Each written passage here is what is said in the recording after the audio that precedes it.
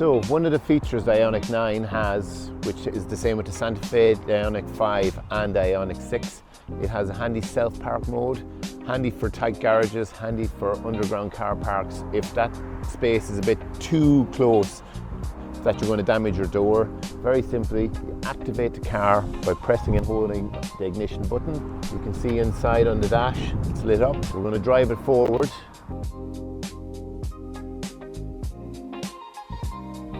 With all these Hyundais, safety is another thing. God forbid a child was to run across in front of the car. I'm going to stand in front of it, keep it activated, and it will stop as soon as it gets close to me. If I do the same from behind,